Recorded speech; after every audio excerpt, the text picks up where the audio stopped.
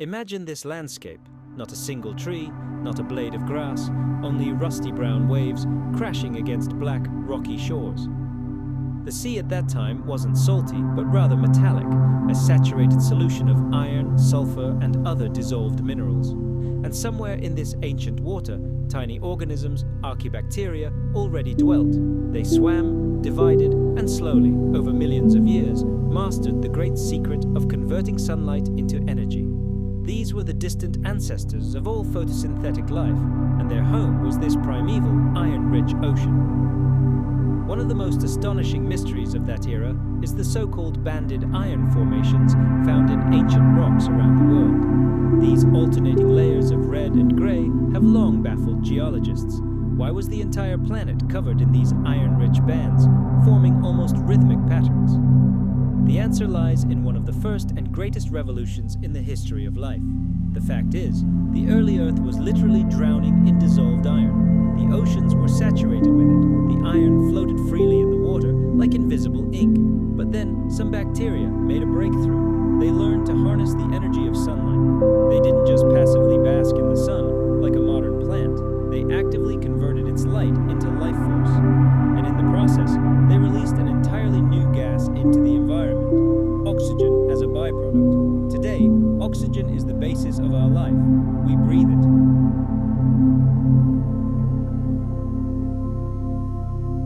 And the more such fossil evidence came into the hands of scientists, the deeper we delved into the mysteries of our planet's evolution. Let's move on to Australia, to the Turri Creek Basin. Here, researchers stumbled upon a unique rock record, entire rock strata that vividly documented a great transition. It was a story of how a world with a toxic, oxygen-free atmosphere was transforming into one where one could breathe deeply. This wasn't just a thin layer, but an entire geological cross-section, testifying to a planetary revolution. Scientists like Kurt Kohnhauser dedicated their lives to studying how ancient microbial colonies responded to this change.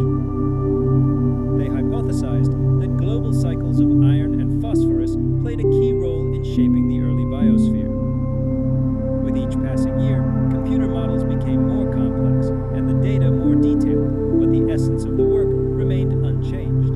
It is an eternal dialogue with the past. Scientists immerse themselves in the silence of ancient rocks, asking them questions in the language of chemical elements, hoping that the Earth will reveal yet another of its secrets. To pursue this kind of science, one must possess a special mindset, immense patience, and, above all, humility. The scale of the research is colossal, and the questions it raises can completely absorb one.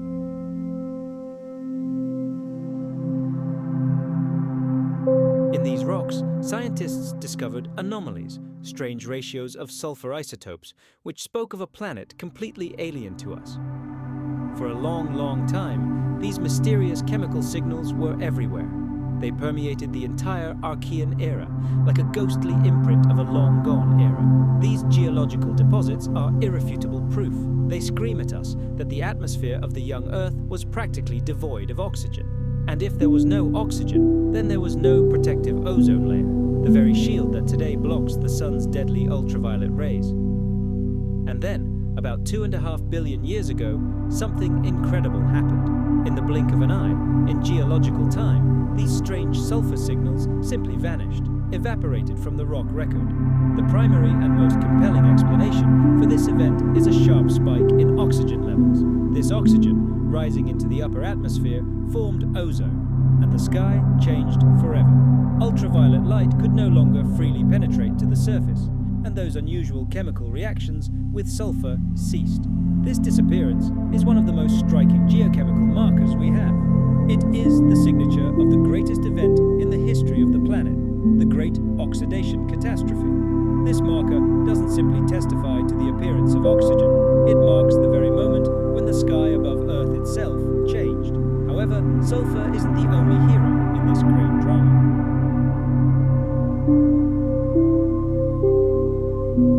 Without these clocks, the history of the early Earth would be unclear and full of contradictions. With their help, we can confidently say exactly when oxygen levels skyrocketed, when global glaciations began, and when the first microbial fossils appeared in rocks. Then another science comes into play, adding life and depth to this picture: paleobiology. Paleobiologists are archaeologists of the microworld. They study the remains of ancient organisms, but they're interested in more than just form. They try to understand their ecology, behavior, and chemistry. They study stromatolites, fossilized microbial communities that resemble rock reefs. They search for clues that can help reconstruct the structure of ancient ecosystems. They analyze fossilized cell wall remains for so-called lipid biomarkers, molecular fingerprints left by life. They sift through carbonate rocks and shales in search of preserved microbial structures. One of their most powerful tools, microspectroscopy, allows them to scan tiny fossils and determine their molecular composition. Some lipids, such as a molecule called 2-methylhopane, are unambiguously associated with cyanobacteria. Finding this molecule in ancient rock would provide direct evidence that photosynthesis occurred there billions of years ago. Another powerful tool is scanning electron microscopy. It allows us to see fossil cell walls in incredible detail. These microfossils can be divided into groups based on their functions.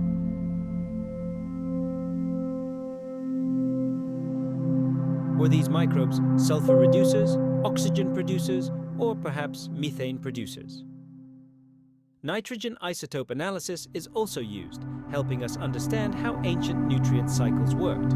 Was nitrogen depleted? How did this affect ocean life? All this data allows paleobiologists not only to determine when life existed, but also to understand what it was like and how it interacted with its host planet. This makes it clear there are no isolated signals here, no single decisive piece of evidence. Scientists are combining data on sulfur, carbon, nitrogen, uranium, and fossils to create a unified, coherent picture. They are like mosaic artists who, from thousands of individual disparate pieces of enamel, create a grand canvas. And on this canvas, the image of the early Earth emerges. However, even here, something is missing. To understand the past, it's not enough to simply know what happened. It's important to understand how it happened. What factors influenced the course of events? What were the causes and effects? This is where climate modeling comes into play. Modern researchers are creating digital models of the ancient Earth on supercomputers. They incorporate variables such as the activity of the young sun, greenhouse gas concentrations, albedo, the reflectivity of ice caps, and even circulation patterns of ancient oceans. These models are highly complex systems that are then tested against real geological data.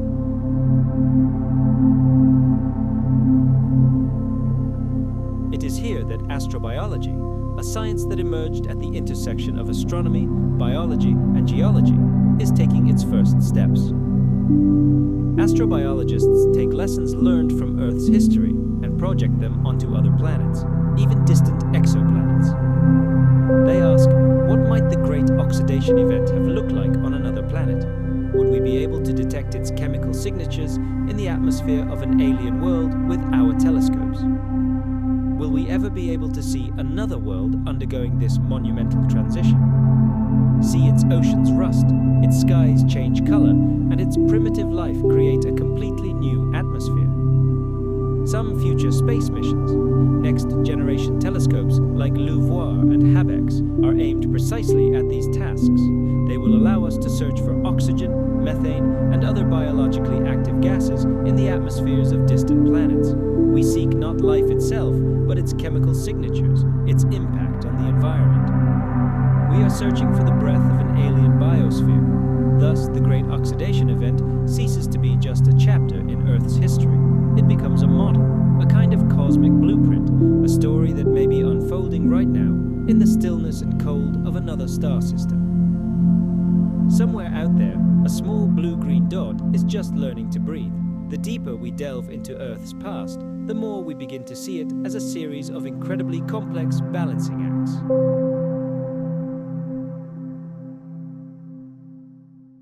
These ions, washed into the ocean, eventually bind into carbonate minerals, locking the carbon safely on the seafloor. And what's most astonishing is that the rate of this process is directly related to temperature. The hotter the planet gets, the more intense the weathering.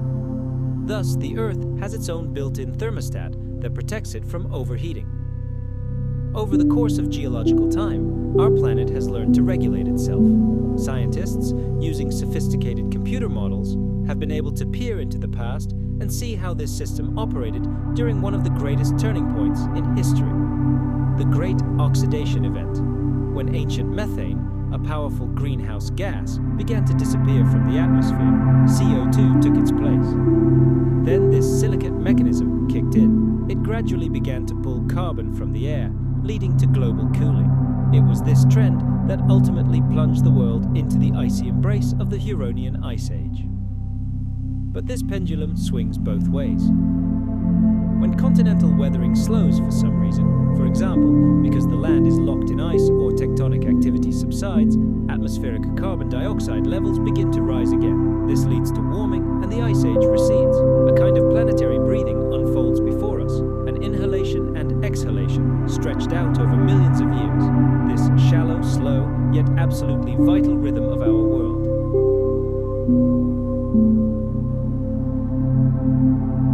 Another powerful force also plays a role in this climate regulation, the so-called biological pump. Life in the oceans, without realizing it, has created a gigantic carbon conveyor belt. Microscopic phytoplankton in surface waters, like countless tiny factories, absorb carbon, harnessing the sun's energy for photosynthesis and converting it into organic matter. This process helps stabilize atmospheric carbon dioxide, maintaining conditions conducive to life. When these microorganisms die, their bodies begin a slow, graceful descent into the abyss. Some of this biomass sinks to the very bottom of the ocean. If it escapes decomposition, the carbon locked within becomes entombed in sediments for eons. With the emergence of more complex organisms, eukaryotes, this process became even more efficient, and with the rise of multicellular life, it became one of the most powerful regulators of climate on Earth. Paleoclimate models show that even minor changes in the power of this biological pump could cause colossal fluctuations in atmospheric CO2 levels, even without the involvement of volcanoes or changes in weathering rates. Biology often provides the key to understanding which factors were decisive in past climate dramas. For example, the term ocean restratification may seem dry and scientific, but behind it lies a description of a remarkable and important process that resulted from the Great Oxidation Event.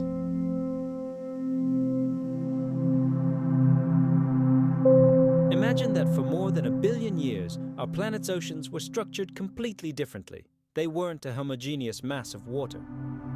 The sunlit surface layers were already saturated with oxygen thanks to photosynthesis, but deeper in perpetual darkness, vast anoxic zones stretched. These deep waters were veritable chemical cauldrons, sometimes supersaturated with toxic hydrogen sulfide or iron ions.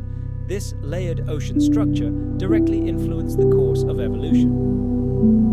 It dictated which types of metabolism could develop, which nutrients were available, and which toxins accumulated in particular zones.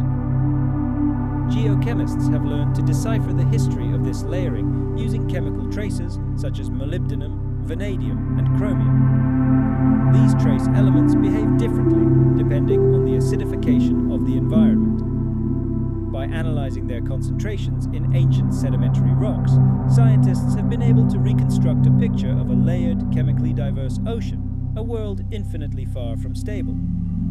And this brings us to one of the most complex and exciting areas of science: Earth system modeling. Here, in a virtual world, geology, chemistry, biology, climatology, and tectonics are woven together to create a complete, vibrant picture of our planet's evolution. Researchers use complex, interconnected models to understand how changes in one part of the system reverberate in another. What happens if a cyanobacteria bloom occurs in a closed body of water?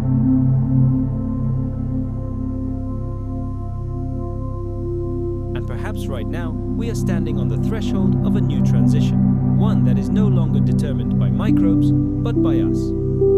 And herein lies one of the most sobering lessons that deep science teaches us. By studying the Earth's history, we begin to understand that nothing lasts forever. Not the composition of the atmosphere, not the chemistry of the ocean, not even the familiar rhythm of the seasons. All of these have changed in the past, and they can change again. With this understanding, Earth science itself changed. Clear boundaries between disciplines disappeared. Now, geologists, biologists, and chemists work together, creating a holistic picture of how the planet functions. And with it, our view of ourselves has changed. We see that our activities are not just a philosophical concept, but a real geochemical process. Our carbon emissions, our interventions in the nitrogen and phosphorus cycles, are tangible changes in the Earth's systemic dynamics. We are not just passive observers, we are active participants in this grand experiment. In a strange way, our history is mirroring the path of ancient cyanobacteria. We are unwittingly changing the composition of the atmosphere, testing the planetary balance, and triggering feedback loops we have barely begun to understand. But unlike those ancient microbes, we have something they didn't have: the ability to look back. We have ice cores, fossils, satellite data, and powerful supercomputers.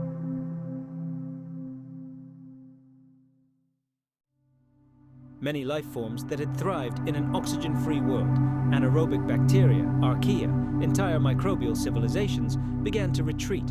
They were driven to the farthest edges of the planet. They didn't disappear completely, but the center stage of life no longer belonged to them. They became exiles, finding refuge in deep seabed sediments, where toxic oxygen could not penetrate, in sulfurous hydrothermal vents, and in the most hidden corners of the underworld.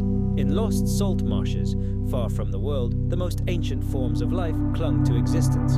They are there today, living relics that have preserved their primordial metabolism. But above them, in the sparkling waters just below the surface, a true drama was unfolding. The planet was preparing for a remarkable change.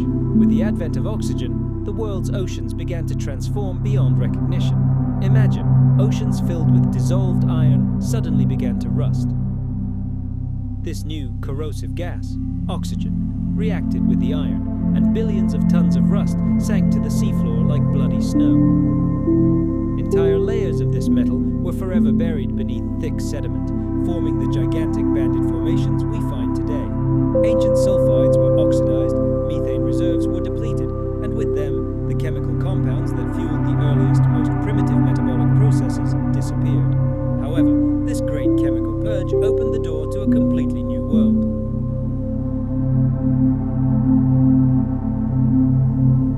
Free oxygen, albeit in microscopic doses but uniformly dissolved in water, became a new biochemical frontier.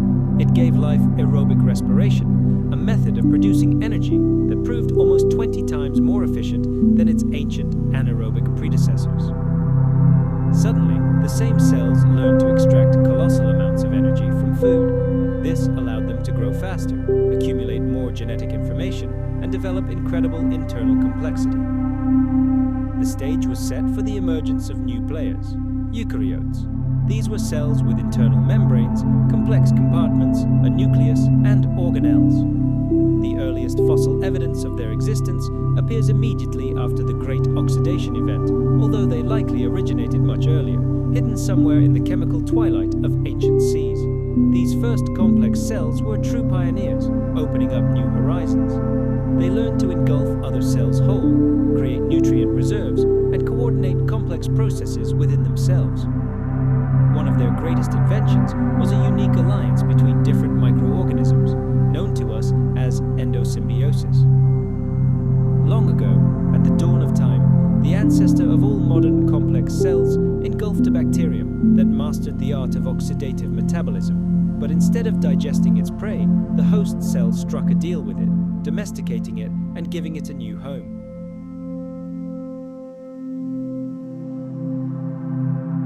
During the Carboniferous, levels may have soared to 35%, leading to the emergence of giant eagle-sized insects and igniting widespread forest fires.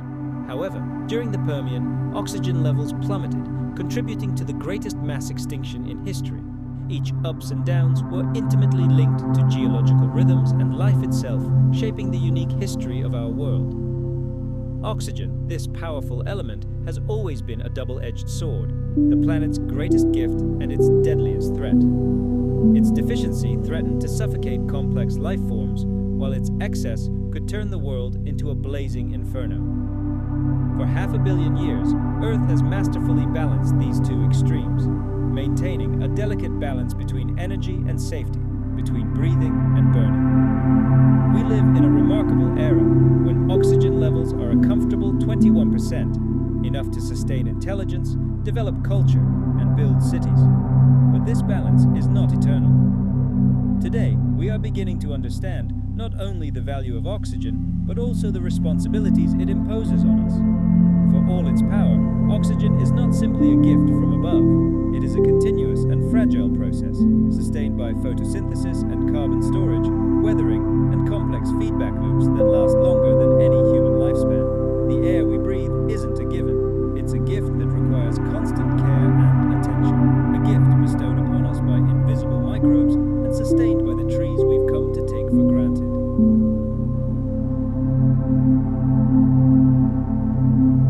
And this knowledge comes to us through these silent, endlessly patient chapters carved into the rocks.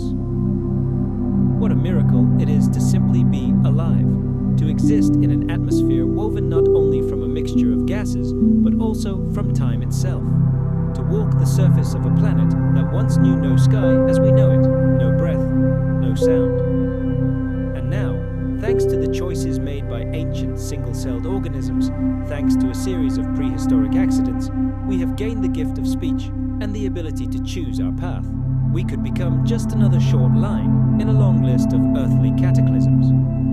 Or, finally, we could become a species that has learned to listen to the wisdom of the ages. Events that unfolded 3 billion years ago may seem fantastical and unimaginably distant. They are steeped in such a vast abyss of time that world seems utterly alien. A planet without a single animal, without bright flowers, without the slightest rustle. No one had ever set foot on this earth. No eye had ever beheld its landscapes.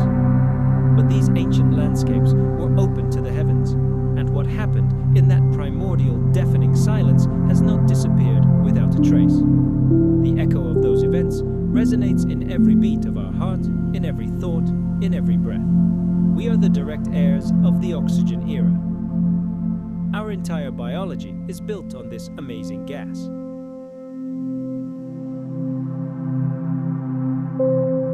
It has survived the collisions of continents, healed its oceans, watched the stars change in the sky, and the composition of its atmosphere repeatedly shift. Earth will remain here, ever-changing, breathing and adapting, long after the last trace of our existence has disappeared.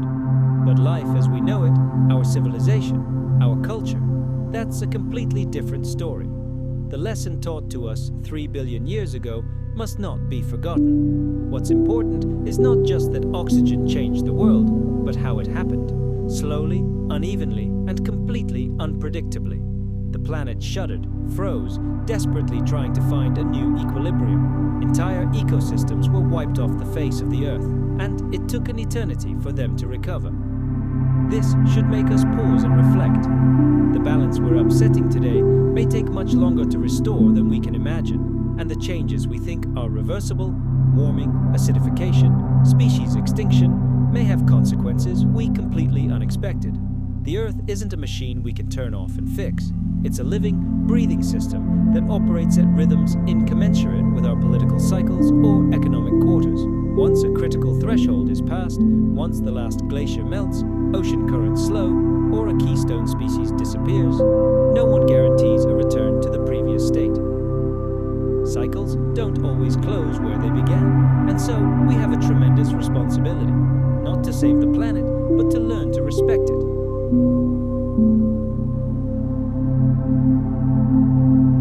It's crucial to recognize that the atmosphere we breathe is the result of processes older than any story we can tell. The balance we enjoy is incredibly precious, fragile, and complex. Life itself, by its very nature, is not static, but dynamic. These parallels extend far beyond climate. They extend to technology, the scale of our influence, and the very ways we measure progress. When we see how oxygen levels rose through billions of tiny daily actions, microbes simply going about their lives day after day, we understand how small changes, cumulatively, can upend the entire world. This serves as a reminder. Global transformation doesn't require malice, it only requires accumulation.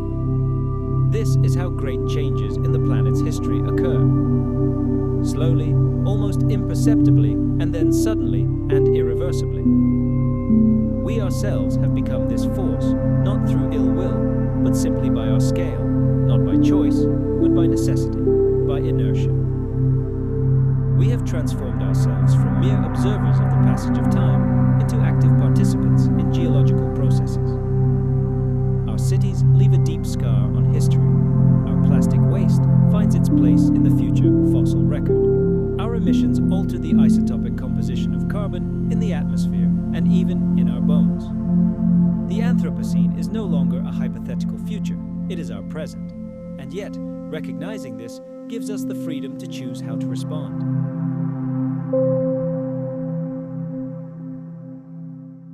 Our task today, looking to the future, is to preserve what we have in the present. We must recognize that we live in a state of temporary, fragile equilibrium, that our oceans, our atmosphere, and our biosphere are not static decorations. They are alive, they respond to our actions, they breathe just like we do. There's something sacred in this awareness. It's a recognition that transcends dry data and political debate. It's a kind of planetary grace that we didn't earn, but inherited, and now it's up to us to decide how to use it. We could have chosen a different path. Lived more attentively to the world around us, built more slowly, learned from the mistakes and warnings left us by the past. We could have left behind an atmosphere intact, but better understood. Because the atmosphere isn't just the sky above, it's a whole story. A story that began long before us with tiny cells in silent oceans. It is a story of endless patience, effort, and bold experimentation. And this story continues right now within each of us. So, breathe deeply wherever you are. And until next time. Good night from a planet still learning to breathe. Imagine a planet walking on a knife edge. Our young Earth existed in a delicate balance, where the slightest deviation from course would have meant catastrophe. Too far from its sun, and it would have turned into an icy desert. Too close, and the oceans would have simply boiled, evaporating into space.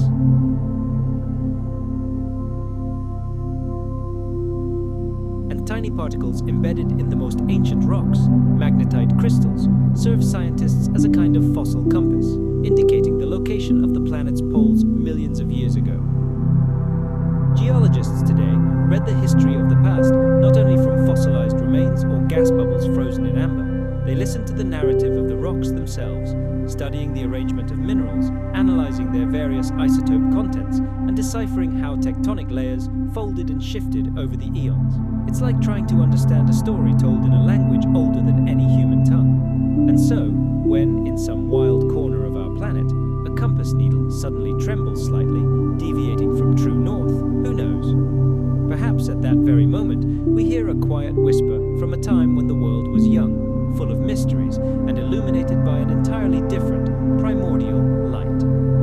We are not the first beings to change the face of this planet. We are merely the first to learn to chronicle these changes. Even in those unimaginably distant times, the foundations for all future transformations were laid.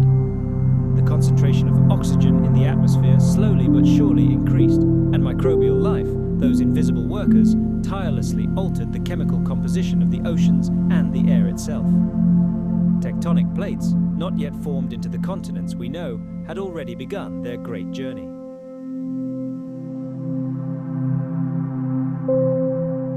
They greedily consumed chemical elements, exhaled gases, and broke down molecules with patient and relentless efficiency. Over time, their collective metabolic whisper became a deafening roar on a planetary scale. Some of them learned to use sulfur in their metabolism, releasing foul-smelling gases that ultimately formed the chemical composition of ancient oceans. Others adapted to feed on iron or hydrogen. But perhaps the most incredible revolutionaries were those who invented photosynthesis. Of course, it wasn't as complex as that of modern plants, but much more primitive, but no less effective. This is how the world first acquired oxygen. These tiny architects of a new world had no idea how dangerous they were. They had no idea they were truly rebels. But with every ray of sunlight they captured, they altered the planet's atmosphere, a process that ultimately led to global catastrophe for nearly all life that had existed before them. And yet, they continued their work. In warm, shallow seas, these microbial mats began to create something incredible.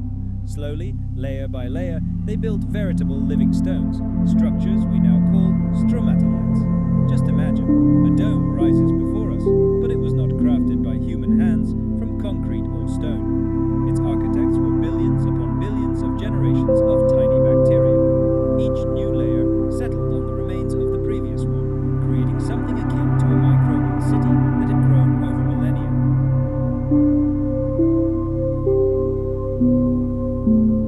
Our planet would have become something like modern-day Mars, an icy, dry, and utterly lifeless desert. Meanwhile, in the deep, dark oceans of early Earth, a different drama was unfolding. At the foot of underwater volcanoes, in places where hydrothermal vents bubbled from the planet's depths, the foundations of the future were being laid. Superheated, mineral-rich water erupted from cracks in the seafloor and collided with the icy ocean floor. This temperature contrast created zones of incredible chemical activity, veritable energy cauldrons. It was here, in this seething cradle, that the first primitive microbes found a home. They created entire ecosystems fueled not by the light of the sun, which never existed here, but by pure chemistry. This process, known as chemosynthesis, allowed them to extract energy from chemical reactions. And remarkably, even today, billions of years later, life continues to thrive in these inky depths, using the same ancient mechanisms inherited from an era when the world was young and the sky had not yet known its blue color. Speaking of the sky, its familiar azure hue is a relatively recent phenomenon. Let's fast forward to more than 3 billion years ago. The atmosphere was then a thick cocktail of methane, almost devoid of oxygen. Our planet's sky likely had a murky orange hue, making Earth resemble Titan, Saturn's mysterious moon. This continued until oxygen began to accumulate in the air.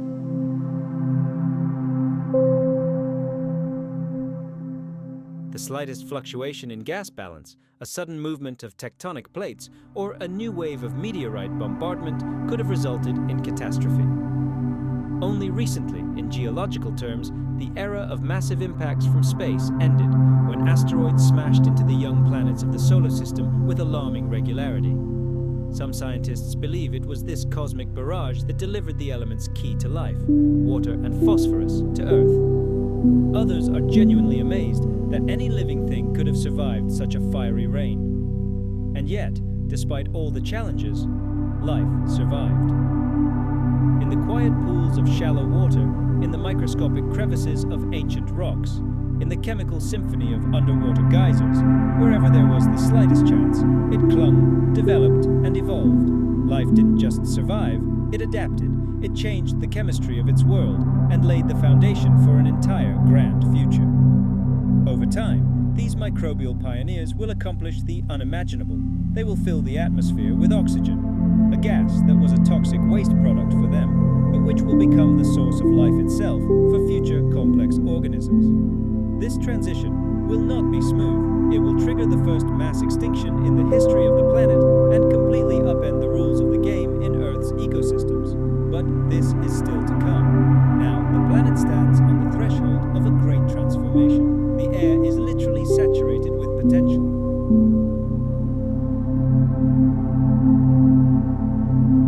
For them, oxygen wasn't just a foreign element, it was a deadly poison, and now this poison was everywhere.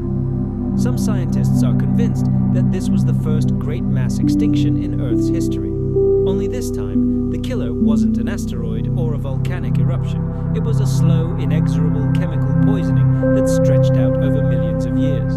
The atmosphere changed color. The chemistry of the oceans shifted. The habitual metabolic pathways that dominated the planet proved useless. And for those organisms that couldn't adapt, the outcome was the same: extinction. However, despite its destructive power, oxygen also opened up new, incredible possibilities. In its presence, cells could master an entirely new type of metabolism: aerobic respiration. This process proved an order of magnitude more efficient than all previously existing anaerobic methods, allowing tens of times more energy to be extracted from the same glucose molecule. It was an evolutionary leap comparable to the transition from a wind-up toy to a powerful engine. All the conditions were created for the emergence of larger and more complex life forms. But this didn't happen immediately. Evolution is a patient woman. It took hundreds of millions of years before life could fully exploit this new gift. The initial wave of oxygen wreaked havoc, but over time, the system began to return to equilibrium. However, there was another unexpected twist to this story.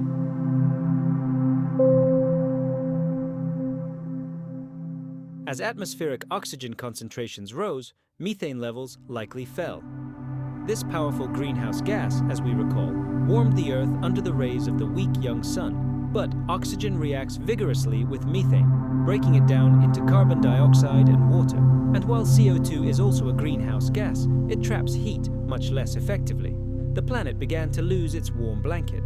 As a result, global temperatures plummeted. Many researchers suggest that this was the trigger for one of the first and most extensive glaciations in Earth's history, the so-called Snowball Earth. During that era, glaciers covered the planet from the poles to the equator. Our world may have been almost completely transformed into an iceball. The very thought is chilling. The emergence of oxygen, a molecule we associate with life, warmth, and fire, could have plunged the planet into a global ice age. Evidence of this is found in glacial deposits found in the modern tropics, as well as in sharp fluctuations in carbon isotopes in rocks from that time. Just imagine this scene: endless ice fields, encasing entire continents, oceans covered in kilometers of ice, reflecting the dim sunlight back into space.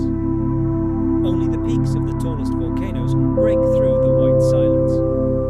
Icy silence enveloped a world that was only just learning to breathe in a new way. But Earth, as we already know, always finds a way out. Even beneath the thickness of eternal ice, volcanic activity continued.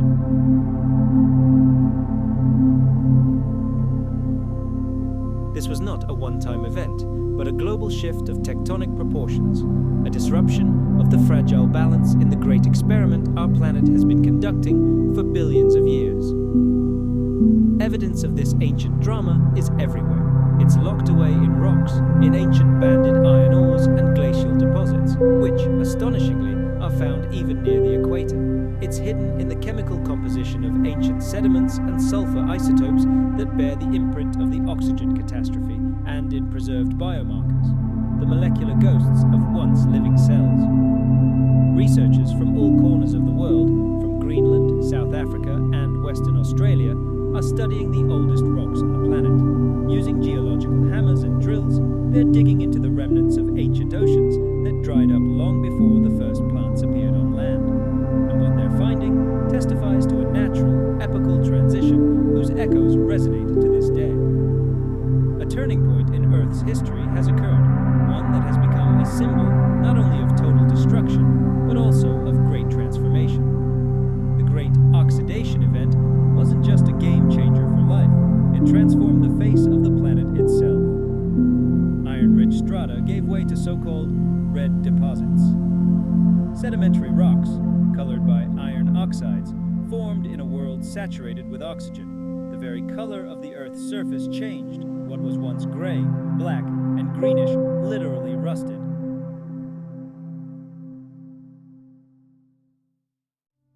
The planet oxidized, taking on the hue of the breath of long-extinct microscopic creatures. It could be said that the entire world turned red thanks to bacteria. The oxygenation of the atmosphere, global glaciations, and the emergence of complex cells were merely a prelude. The most terrifying tragedies in Earth's history were yet to come. But approximately 2.4 billion years ago, the rules of the game changed forever. Oxygen became a permanent part of history, and life, for better or worse, had to adapt. The Great Oxidation marked a turning point in Earth's history, as if the planet were taking a deep, first real breath after billions of years of silence. However, this breath didn't come immediately, and afterward, the silence only deepened. Yes, Earth now had oxygen, but there was no stability or balance. Instead, the planet was given a feedback system, and on a planetary scale, this always leads to unpredictable consequences. The atmosphere, now saturated with corrosive oxygen, began to trigger a chain reaction. Each link in this chain was insignificant on its own, but together they led to catastrophe. Methane, a powerful greenhouse gas that once warmed the young Earth under the light of a dim sun, began to rapidly decay. It simply couldn't coexist with the rising oxygen concentration. As methane levels plummeted, the planet began to cool, and this wasn't just a cold snap. It was the beginning of an ice age.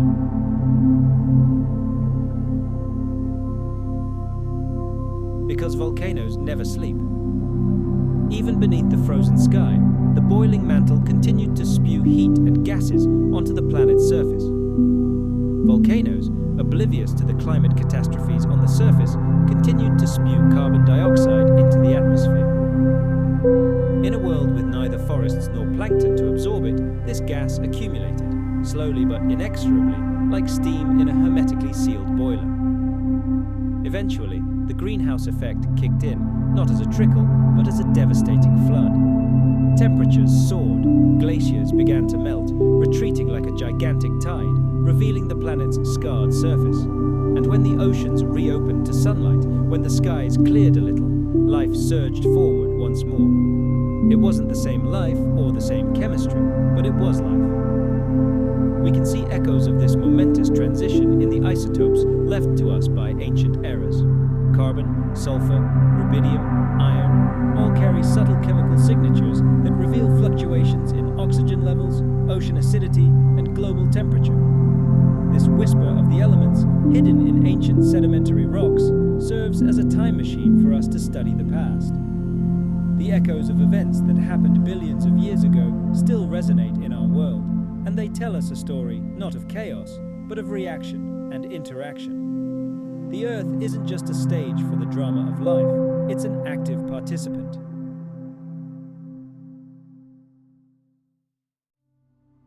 This inextricable connection between living organisms and the atmosphere, between rock and water, is what makes our planet so unique. Other worlds may have volcanoes and even oceans, but it's precisely this delicate balance between biology and geology that makes Earth our home. After the first major wave of oxidation, oxygen levels continued to rise slowly, but this was not a steady rise, but rather a series of pulses, sharp spikes, and long periods of calm, followed by further sudden spikes. It would be over 1 billion years before atmospheric oxygen levels reached even a fraction of today's levels. And all the while, life was frantically experimenting. Cells became increasingly diverse. Some retained their ancient anaerobic habits, hiding in oxygen-free niches, while others learned to utilize a new, dangerous, but incredibly efficient energy source: oxygen. To adapt to the new conditions, some organisms became larger and more complex, while others learned to cooperate. One of the greatest discoveries of that era was symbiosis, not just between individual cells, but between life as a whole and the environment. Consider the emergence of eukaryotes, complex cells with internal architecture. Their emergence didn't just change biology, it expanded the boundaries of what was possible. These new cells possessed nuclei for the secure storage and protection of DNA.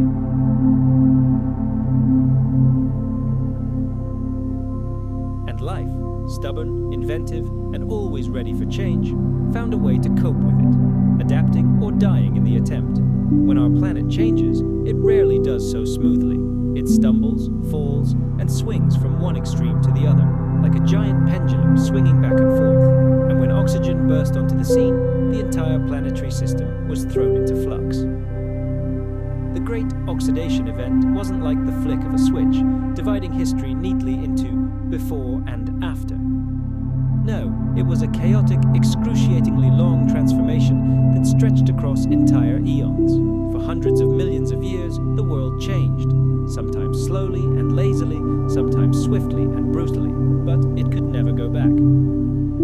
And these changes were followed by inevitable consequences, waves that spread across the planet, triggering chain reactions. The first reaction was chemical. Oxygen, released from its watery cradle into the atmosphere, was not idle. It was incredibly active, reacting with everything it could reach.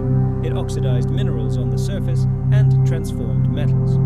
This triggered entirely new weathering processes in rocks that had never before experienced such aggressive action. The old chemistry of the planet's surface disappeared, giving way to a new one. The Earth, in the most literal sense of the word, began to rust.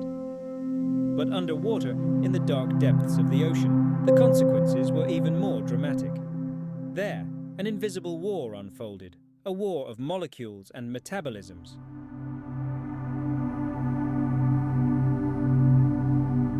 It inhibits protein function and destroys cells from the inside.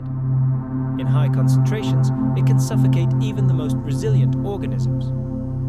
But there was something worse. Rising into the upper atmosphere, hydrogen sulfide could destroy the ozone layer, weakening the delicate shield protecting the planet from the sun's harmful ultraviolet radiation. As a result of these catastrophic events, the Earth became not just chemically fragmented, it became toxic.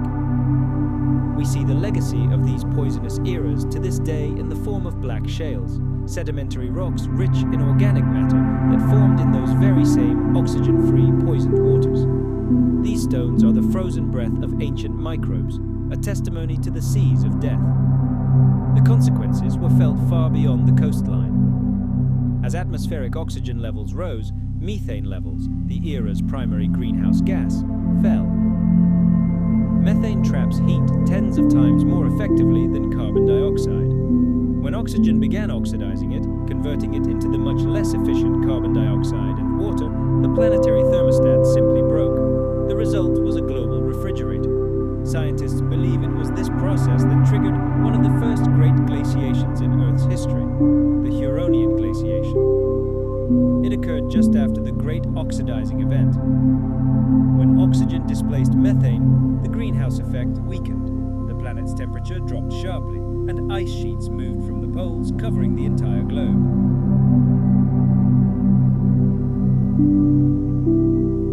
Warm tropical seas, once teeming with microbial life, turned into icy mush. This cycle is a stunning example of how everything on Earth is interconnected. A stunning picture of planetary interconnectedness unfolds before us. Tiny microbes change the composition of the atmosphere. The atmosphere changes the climate changes the conditions on the planet, and these conditions, in turn, influence which species survive and which disappear.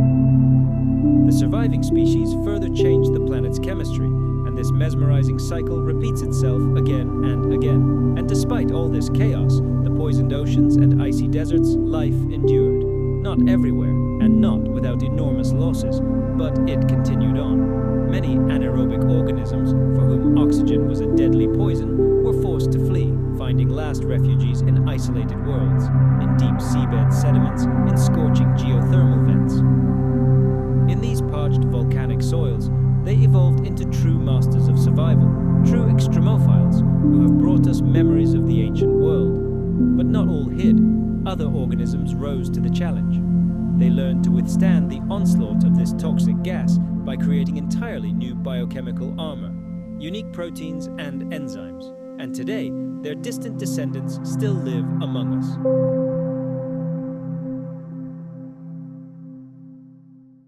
They possessed a modular design, incredible flexibility, and a potential for development simply unattainable by their primitive prokaryotic predecessors.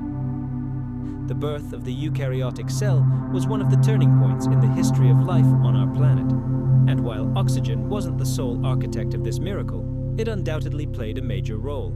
Without this gas, it would have been physically impossible to power such complex cellular machines. But, as often happens in history, great changes have a dark side. On the one hand, oxygen fueled an incredible flourishing of life, but on the other, it triggered irreversible and sometimes destructive processes on the planet. the face of the Earth began to change.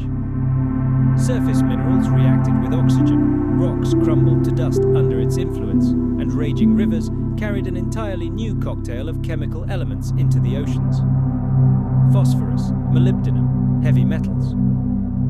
Each of these components, entering microbial ecosystems, changed the rules of the game. The world's oceans haven't remained the same either.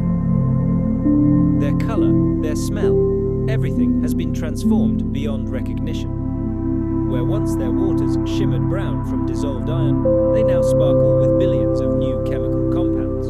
And like paleontological detectives, we can see this transition in the geological record.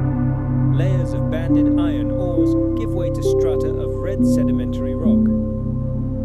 Imagine, the planet itself began to change color.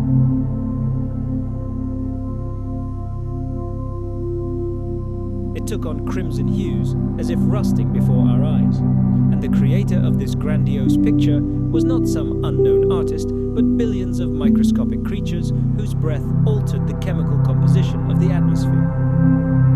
Planetary rust is one of the most vivid and impressive proofs of how life, invisible to the eye, can, over time, reshape an entire world. The atmosphere, however, did not become breathable instantly. For millions of years, oxygen levels remained negligible, perhaps just 1 or 2% of today's levels. This was too low for the emergence of animals, or even for fire to survive, but it was enough to tip the balance irrevocably in favor of a new world order. For an eternity, the Earth sank into a strange, ghostly state. It was a time of twilight, an era between worlds.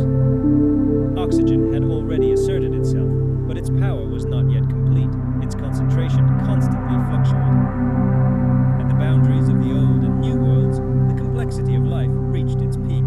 Here, in a fragile balance, ancient and new ecosystems coexisted. This was not a parched post-apocalyptic desert, but rather a gigantic transition zone, a planetary laboratory in which nature conducted its most daring experiments. It was in this laboratory that life began to explore new horizons. Some microbes formed colonies, creating the prototypes of complex societies, while others experimented with a diversity of forms and functions.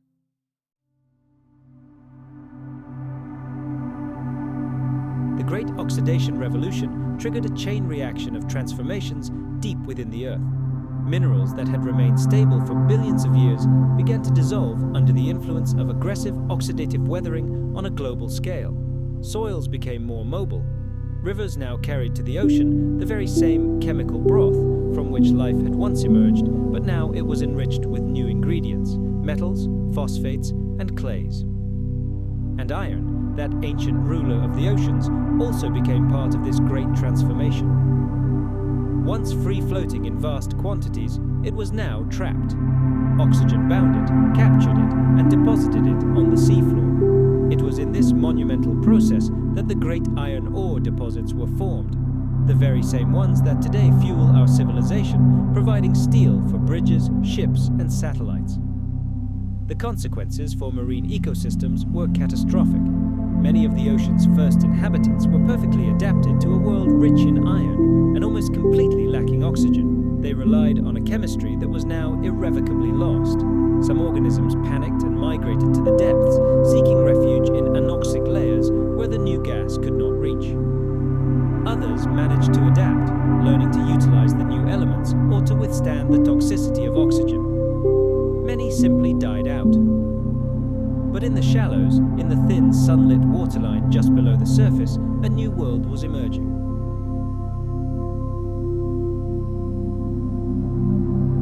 One of the main culprits behind this instability was the global sulfur cycle.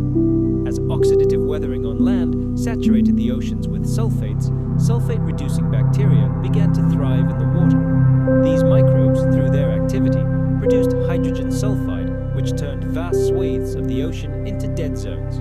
This toxic mixture of oxygen and sulfides was lethal to most living things. These dark episodes left their mark on sedimentary rocks in the form of anomalous sulfur isotopes. These strange ratios, like fingerprints at a crime scene, tell us that the world wasn't simply saturated with oxygen. It responded to it in complex and often hostile ways. There are even suggestions that, at certain points, hydrogen sulfide emissions may have reached the atmosphere. In high concentrations, this gas can destroy the ozone layer, opening the way to deadly ultraviolet radiation. For early life on the surface, this would have been a real catastrophe.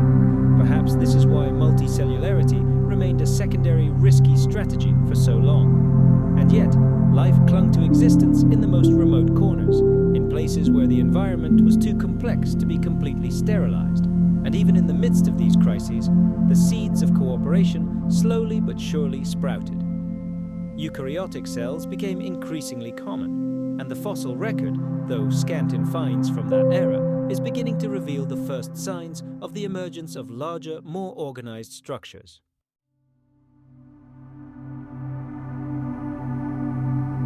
Perhaps these were the first primitive tissues, or perhaps entire colonies functioning as a single organism. It is impossible to say with complete certainty, but the vector of evolution, the direction in which life is moving, is becoming crystal clear. And the planet's climate was not immune to these monumental changes. As if responding to what was happening, it began to shift. The oxidation of the powerful greenhouse gas methane, the burial of huge masses of carbon in sediments, and the fall in atmospheric CO2 levels all set off a chain reaction that led to global cooling. The Huronian glaciation, as scientists call it, was likely just the first sign of a whole series of ice ages, a true rehearsal for the coming cataclysms. And each subsequent cold wave proved more severe than the last. Imagine, these weren't just prolonged winters. This was a true planetary hibernation, when the entire Earth sank into an icy slumber. Snow-white ice caps spread from the poles, covering even equatorial latitudes. Mighty glaciers creaked across mountain ranges, and once warm tropics were buried under kilometers of snow. In the deathly silence that followed each such icy apocalypse, oxygen began its journey into the atmosphere once again. Whenever the planet became encased in ice, photosynthesis, that great engine of life, virtually ground to a halt. But the volcanoes did not sleep. They continued to erupt, pumping carbon dioxide into the atmosphere, which there was now no one to absorb.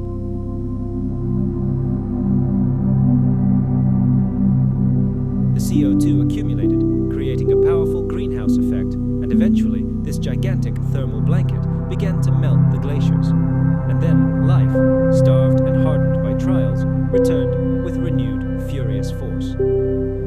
Each such cycle was a cruel lesson, a rehearsal for future rises and falls. It was a test of endurance, a trial of biological endurance on a planetary scale. By the time these turbulent climate swings finally slowed, life was unrecognizable. It had been transformed beyond recognition. Cells became more complex, their number multiplying exponentially. The genetic code became far more diverse, and adaptability and metabolic flexibility reached new levels. But most importantly, a fundamental transformation occurred at the level of cellular interaction. True multicellularity was born. It was in the crucible of these glacial periods, somewhere between periods of total freezing and thaw, that the first truly complex multicellular creatures emerged. They weren't fast, had no fangs or shells, and certainly didn't hunt anything. But they were superbly organized. Around 600 million years ago, the so-called Ediacaran biota emerged on the planet, marking the beginning of a quiet but inexorable revolution. These creatures were remarkably simple. They simply absorbed nutrients directly from the surrounding water. Their strange, flat, quilt-like bodies rested on the seafloor, leaving behind only the faintest imprints in the soft mud.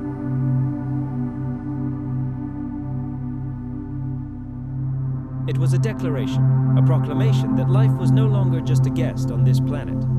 It had become the architect, rewriting the world's geology, molecule by molecule. The Great Oxygen Revolution seems like a starting point, a moment when the world turned upside down and the sky itself breathed deeply for the first time. But in reality, it was just one chapter in a much longer and more complex saga. The Earth had already experienced countless cycles of creation and destruction, eras of incredible innovation and long periods of calm. Even 3 billion years ago, the saturation of the atmosphere with oxygen was not the beginning of change. It was merely part of an ancient rhythm that resounded throughout eternity. To truly grasp the grandeur of this moment, we must look even further into the past, to a time when the atmosphere was different, when iron had not yet settled to the bottom of the oceans, and even earlier, before the first cell took its first breath. At the very beginning of time, our planet bore no resemblance to the pale blue pearl we know today. No, it was a seething, chaotic, and restless world. Born from the dust of dead stars, Earth formed in the fiery creches of the young solar system, greedily devouring matter and colliding with other protoplanets and asteroids. For millions of years, it was a molten ball, shrouded in fire and primordial darkness. Its surface was too fluid and unstable for continents to form, and too hot for oceans to emerge.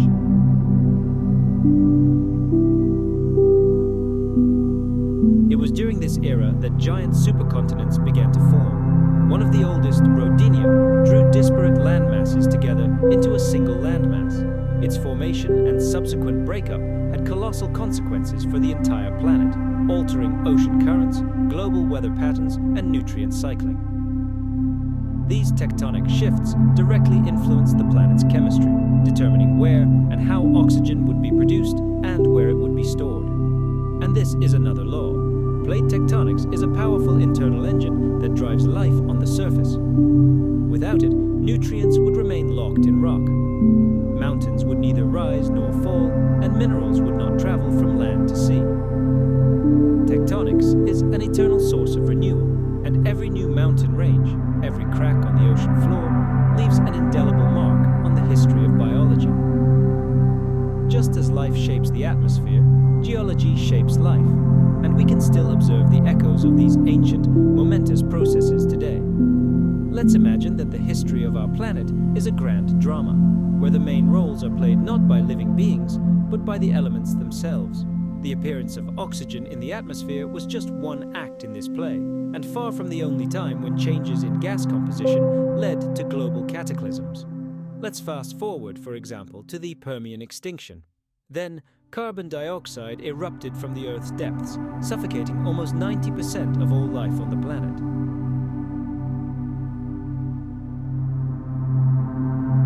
And in the Devonian period, something different happened. The oceans, deprived of oxygen, turned into a death trap for coral reefs and ancient fish. Even in our era, which scientists call the Anthropocene, we observe how the activities of a single species alter the chemistry of the entire world. History does not repeat itself exactly, but its patterns, its cycles, are evident again and again. Feedback, tipping points, climate swings, we've all been there before. Life evolves relentlessly, transforming the world around it, experiencing periods of prosperity and devastating declines. And then it adapts, rises from the ashes, and begins anew. Evolution isn't a smooth road leading to the summit. Rather, it's a gigantic spiral, sometimes soaring, sometimes circling, and sometimes even collapsing, forcing life to start over from scratch. And the Great Oxygen Catastrophe, seen from this vantage point, was just one turn of this spiral. It wasn't unique in its destructive power, but its significance was fundamental. It was this event that set the rules of the game for billions of years to come. The very idea that microscopic organisms, invisible to the eye, can reshape the entire geochemistry of the planet, changing its face beyond recognition, forces us to look at the world in a new way. And this realization is truly sobering. We're used to thinking of life as fragile, a defenseless toy in the hands of the blind forces of nature, volcanic eruptions or asteroid impacts.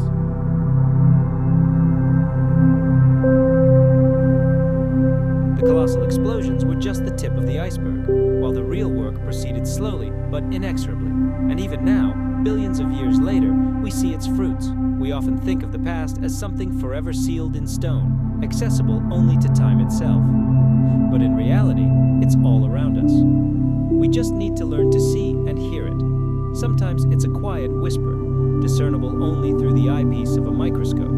Sometimes it's a jagged, oddly shaped stone under the blazing desert sun, somehow catching our attention. And sometimes it's a thin, reddish vein in a cliff face. Most people will pass it by without noticing, But, to the trained eye of a geologist, this line tells a whole story. It's in these quiet, forgotten corners of the planet where nothing seems to happen that generations of scientists have spent their lives unearthing secrets from the depths of the Earth. The story of how we came to understand the Great Oxidation Catastrophe continues. The ancient world it changed is more than just a tale of gases and minerals. This is a story about people, curious, persistent, sometimes stubborn, often with weathered and tanned faces, who set out in search of something they didn't even have a name for yet. Take, for example, the vast expanse of the Pilbara Craton in Western Australia. It's a land of scorching heat, sparse shrubland, and some of the oldest rock formations on the planet.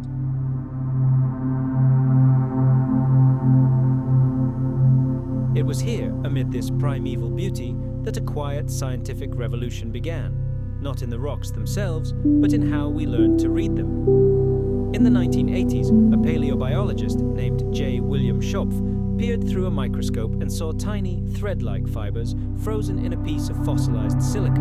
These structures seemed suspiciously like microbes to him. They were discovered in the Apex Chert Formation, estimated to be 3.5 billion years old. At first, his claim sounded too bold to be true. He claimed to have found the oldest fossils of life on Earth, and not just life, but photosynthetic bacteria, perhaps distant relatives of those very cyanobacteria that will one day fill the atmosphere with oxygen.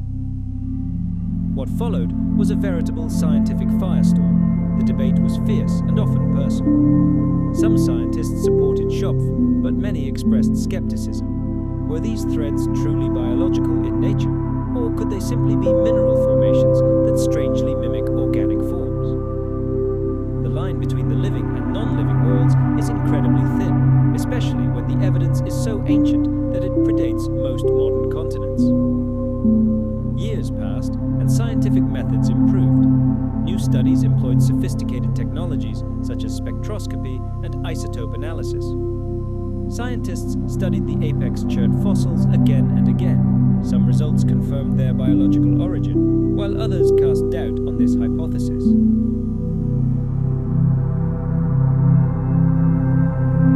This model, dubbed the Canfield Ocean, revealed that the chemical history of the early Earth was far more complex than we could have imagined. The planet's oxygenation did not occur smoothly, but in discontinuous, tortuous stages, with incredible peaks, catastrophic declines, and astonishing intermediate states. Other researchers wove their own threads into this grand narrative. Timothy Lyons uncovered how rare trace elements like molybdenum respond to oxygen levels, turning them into reliable indicators of ancient conditions. Shuhai Xiao devoted himself to studying the first multicellular life and the environmental shifts that may have prompted its emergence. And James Farquhar deepened our understanding of sulfur isotope anomalies and their implications for early atmospheric chemistry. Their combined work formed a veritable scientific symphony, resonating in laboratories and deserts, on glaciers, and at the ocean floor. And everywhere they went, rocks awaited them, silent witnesses observing everything. Each new core sample extracted, each isotope analyzed, each image of the microscopic world added a new note to the music of our planet's deep past. And while many of these breakthroughs occurred in sterile laboratories, the most important discoveries often took place right in the field. There, in the wilderness, truly moving scenes unfolded. Just imagine a graduate student in Greenland, knee-deep in snow, furiously hammering at a frozen rock.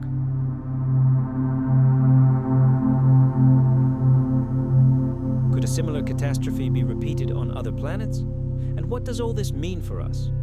Did life on Earth nearly destroy itself, a victim of its own resounding success? These questions go beyond pure science, acquiring profound philosophical meaning. They force us to see ourselves not as masters of the planet, but merely as its latest, and perhaps not the most successful, experiment. They remind us of how fragile the balance of nature can be, and the colossal power of creatures invisible without a microscope. These discoveries have the potential to upend our worldview. After all, as the scientists themselves say, it wasn't simply the existence of oxygen that was discovered. The very possibility that life can transform entire worlds was revealed. Tiny microbes have triggered a planetary-scale chain reaction on Earth. Cells too small to be seen have altered the color of the ocean, the composition of the air, and even the course of geological history itself. And perhaps this is the most astonishing discovery of all. We haven't simply found evidence of the distant past, we've found a mirror reflecting our own destiny. To understand the Great Oxidation process, or any other ancient mystery of Earth, we must accept from the outset that we will never see the whole picture. This work demands incredible humility from researchers and a willingness to abandon established theories at any moment. What's prized here is not certainty, but the ability to reflect.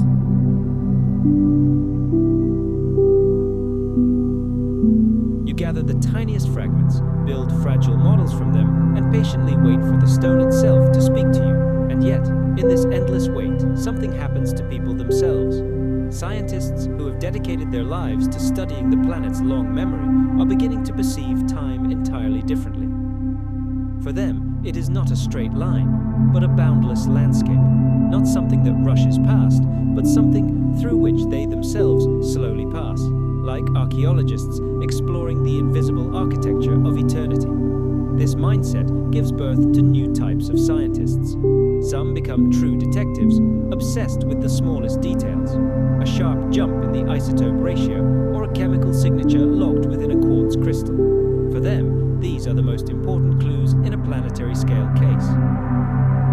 Others become poets, inspired by the pristine beauty of geological cycles and the eternal interplay between gas and rock.